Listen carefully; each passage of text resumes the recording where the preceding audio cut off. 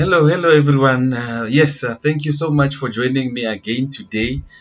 Thank you and welcome to the SportPad with myself, Eugene Tabang Mangagi. Thank you so much for joining me again, for watching my videos. I saw many of you did watch the previous video when we were talking about my team of the week and everything else. So thank you so much. Today I'm not going to waste time. We're just going to focus on permutations for only the four groups that are in play today and tomorrow, which is Tuesday, from Group A until Group D. So tomorrow I will be uploading another one, which will be from Group E until Group H. So yeah, moving to it. Moving to it now. So we're gonna start in Group A. So obviously in Group A we're having teams that have already progressed.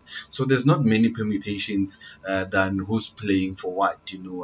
As you can see there that both the Russians and the Uruguayans are both through. They have progressed to the round of 16. It's just a matter of who's going to play who. So yeah, it has been a good World Cup for the Russians, for the host. Personally, I believe that if the hosts are doing well, then we're going to have a successful World Cup, because there will be many people in the stadiums. There will be many people following what's happening. There will be many people following the action. There won't be so much violence, and the World Cup will run smoothly as long as the hosts are in the tournament. So for me, it has been great seeing the hosts, particularly the way they're demolishing teams. They scored 5, they scored 3, so it's brilliant for them. And the Uruguayans are not looking so impressive, but they're getting the job done. As we all know, that's what they usually do, the Uruguayans. So yeah, for me, it's just a matter of who's going to finish first and who's going to finish second. And moving on to Group B. Now, Group B, many of us predicted that Spain and Portugal are going to make it. As it stands at the moment, as you can see there, they are first and second with 4 points each. But as you can see there, Portugal is playing Iran and Spain is playing Morocco. Now, Morocco has already been eliminated from the tournament.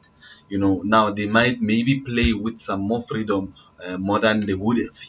You never know, stuff like that. You can't predict them, but what you can predict, or what you can read out of it, is that from how the group stands at the moment, you can see Iran is having 3 points. Now Morocco, both Spain and Portugal need only a draw to progress to the round of 16. So if they get a draw, it doesn't matter who else does what. Then they both qualify, because they will both have 5 points each. Now a win for Iran takes them through to the next round. Now this win for Iran is going to play Portugal, who have been, for me, in the last game, defensively they were brilliant, but the game before that, against Spain, they were not. So Iran maybe can fancy their chances and perhaps win. Although they don't have any shot on target, but for that own goal that Morocco scored. They don't have a shot on target in this tournament, so it will be difficult for them. So a win takes them through to the next round, and a draw for Iran plus a win for Morocco also takes Iran through. Now, if Iran draws, they will have 4 points, and if Morocco wins against Spain, then Spain will be eliminated and Iran will make it through. But it will also depend on by how much will Iran win. So it's not just black and white, that if they win, then they are through. It will impact, the goal difference will come into play. Now going down to Group C. As you can see there, now we're having France, who have already qualified. I put them in green so that you can all see that they have made it to the next round, which is the round of 16. And then Denmark, who are second with 4 points. They just need a point to progress. So if Denmark, who are playing France, if that game ends in a draw, then it means that Denmark will have 5 points, which will be 4 more than Australia. And if Australia wins, they will just be 4 points, and Denmark would have that extra point over them. So Denmark would make it through together with France. And then also Australia need to win and hope for a win for France in another fixture. So as you can see there, if France beat Denmark, which maybe many people can predict, and then also Australia beat Peru, which for me is going to be difficult because Peru for me have been very very impressive. They've been impressive, Peru. They just lack that experience and somebody who can lead them. But for me, they have done very very well. And then yeah, obviously Peru have been eliminated in the tournament. So moving on to the last, which is the difficult one, Group B. Many dubbed it as the group of death, or the closest thing to the group of death, and it is turning out that way to be the group of death. Now let's see what it is, how it stands. Now you can see that Croatia are on 6 points at the moment, and Croatia are going to play Iceland. Croatia has 6 points, Nigeria 3 points, Iceland 1, and Argentina 1. Now, the first of the permutation says Croatia have progressed. Now, the second one says a win for Nigeria against Argentina knocks everybody else out. Now, it's easy. It's as easy as ABC for Nigeria. They just need to win. If they win against Argentina, they are through to the next round. That's it. Win against Argentina. That an Argentinian side that looks, dismal. That looks short of confidence. Lacking leaders, somebody who can carry them through. Although they do have the talent to do so, but they don't have the personnel, or they don't have the ability, to raise their expectations. Another one says Nigeria just need a point and anything less than a 2-0 win for Iceland to progress. So as you can see, the Iceland is goal difference is -2.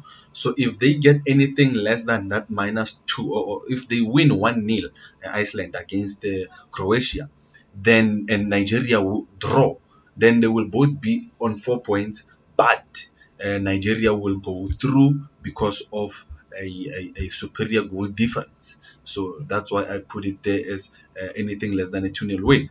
And then Argentina need to win against Nigeria and hope that Iceland do not win in their game.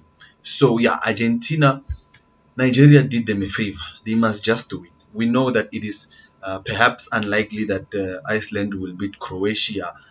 So for that reason and that reason only, Argentina has been done a huge favor. They just need to win. If they win, they're on 4 points, one better than Nigeria, and perhaps three or two better than Iceland. Or even, if Argentina can sort their goal scoring woes against Nigeria, and maybe perhaps they are capable of a 4-0 win.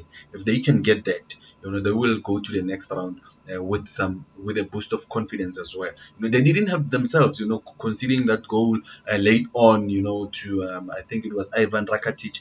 That goal, they should have stopped that goal and reduce the amount of work they would need in the following game. So yeah, those are the permutations for Group D. That is turning out to be the most difficult group at the moment, especially for the likes of Argentina. So thank you so much. As I promised you that it's not going to be a long video.